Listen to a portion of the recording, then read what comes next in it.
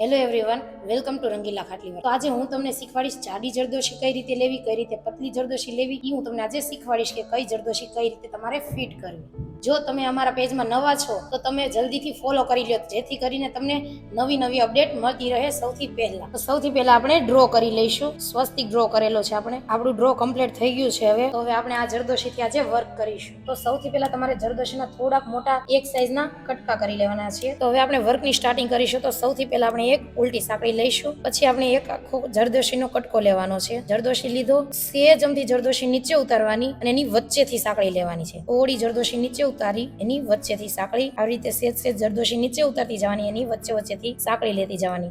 થોડી સ્પેસ રાખવાની છે, વધારે સ્પેસ રાખવાની નથી। તમે જ્યારે સ્ટાર્ટિંગ કરો છો શીખવાની તો પહેલા તો તમારે ધીમે ધીમે પ્રોપર ફિનિશિંગ આવે એ રીતે કરવાનું, કારણ કે જેવું તમારે પહેલા ફિનિશિંગ હશે છેલ્લે સુધી એવું રહેશે। એટલા માટે પહેલા થોડી વાર લાગે પણ પ્રોપર ફિનિશિંગ સાથે કરવાનું છે। આવી રીતે વચ્ચેથી સાંકળી લેતું જવાનું છે। પોઈન્ટ પડે છે ત્યાં ખાસ ધ્યાન રાખવાનું, એક ઝીણી એની બાજુમાં સાંકળી અંદરથી જ લઈ લેવાની છે, પ્રોપર રીતે આપણો પોઈન્ટ પડી જાય। સુયામાં જેવડો કટકો સમાય જરદોશીનો અને સાંકળી લેવાની, આવી રીતે આખો ફિટ કરવાનો। વધારે અંતર રહેશે તો આવી રીતે ક્લિયર જે જરદોશી બેસી જાય છે ને એવી બેસ છે નહીં, સ્પેસ રહી જશે, ત્યાંથી જરદોશી ઊંચક થઈ જશે। આપણે એકદમ નજીક સાંકળી લેતી જવાની છે। આવી રીતે આપણે જરદોશી લઈ આખી બોર્ડર કમ્પ્લીટ કરવાની છે। જો પાછો પોઈન્ટ આવ્યો છે એટલે પોઈન્ટ આપણો રાઉન્ડ બની જશે। રાઉન્ડ નથી બનાવવાનો, એકદમ સ્ક્વેરમાં રહે એ રીતે કરવાનો છે સેટ આપણે। સેમ કન્ટિન્યુ આ રીતે કે વચ્ચેથી સાંકળી લેતી જવાની, આવી રીતે જરદોશી ફિટ કરતી જવાની। ઉપરનો ખૂણો છે ને એ તો રાઉન્ડ જ કરવાનો છે, કારણ કે ત્યાં પોઈન્ટ આવશે નહીં।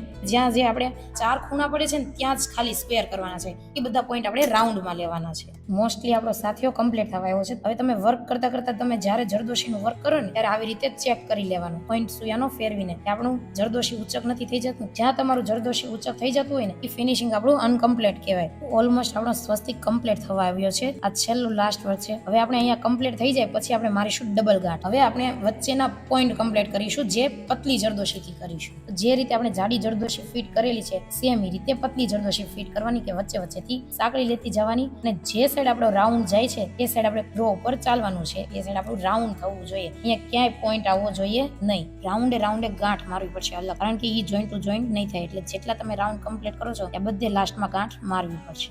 મારી દઈએ આપણે ગાંઠ। હવે આની વચ્ચે આપણે કરીશું સતારી ઉપર મોતી। સૌથી પહેલા આપણે મોતી લીધો, પછી લેવાની છે સતારી ની વચ્ચે। હવે સતારીમાંથી સાંકળી લેવાની છે આ રીતે, અને જે આપણી આ લાંબી સાંકળી છે એને મોતી ફરતે આવી રીતે વીંટી અને નીચેથી ધાગો ખેંચી લેવાનો। આમાં ગાંઠ મારવાની જરૂર પડશે નહીં। તેમ આ રીતે ચોથી મોતી લઈશું, સતારી લઈશું, પછી લેવાનો છે તાની વચ્ચેથી સાંકળી, જે લાંબી સાંકળી છે એને મોતી ફરતે વીંટી દેવાની। થઈ ગયું આપણું આજનું વર્ક કમ્પ્લીટ।